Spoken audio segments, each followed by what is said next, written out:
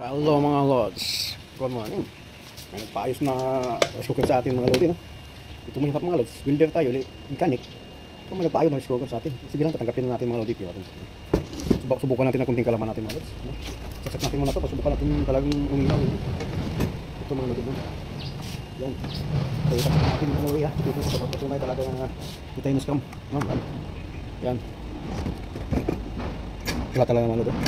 Wala talagang hindi talaga umiilaw mga lodi, no? Ito na, kaya buksan natin mga lods. Yan mga lods.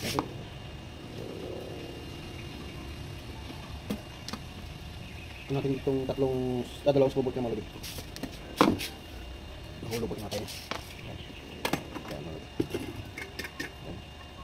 Kadalasan mga lods, experience ko mga lods. Ito yung sira mga lodi. Ito mga lodi. Yan. Putol yung fuse niya dito. Kung gawin na natin mga lodi.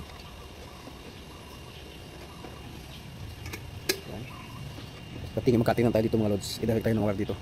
Yan. Hindi natin tanggalin to. Subukan natin. Direct natin mga lodi. Diyan mga lods. Kinuha natin yung dito nya. Kung papunta sa sakan. Check natin to. Yung sa fuse daan. Yung asa nagkuha din tayo ng wire mga lods. I-direct natin. Dito tayo dumaan sa fuse nya.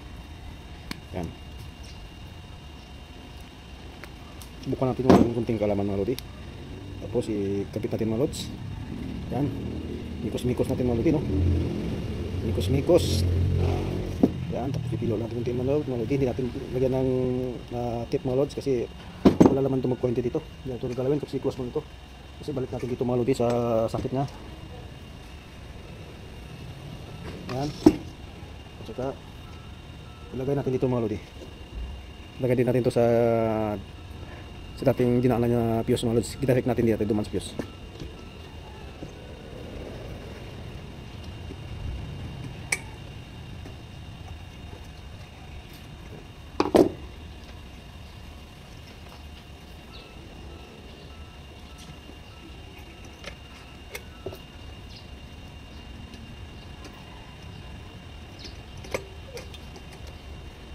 Yan mga lods.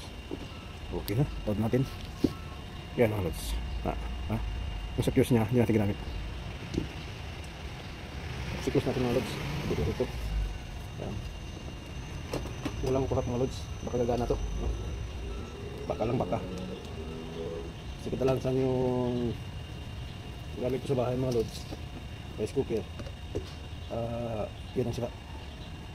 Kaya ito yung gagawin natin. Yan. Tapos yung ilaw mga lods, isa ka ko. Yan mga lods. Yan. Ito yung ilaw mga lods. Yung ilaw ba yan? Patay. Yung gawa natin naman success. Diba?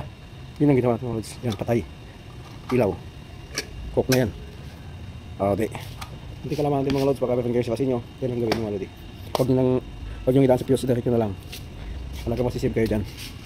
At saka hanggang madunot yung rice cooker nyo, hindi ano. Thank you for watching mga lods.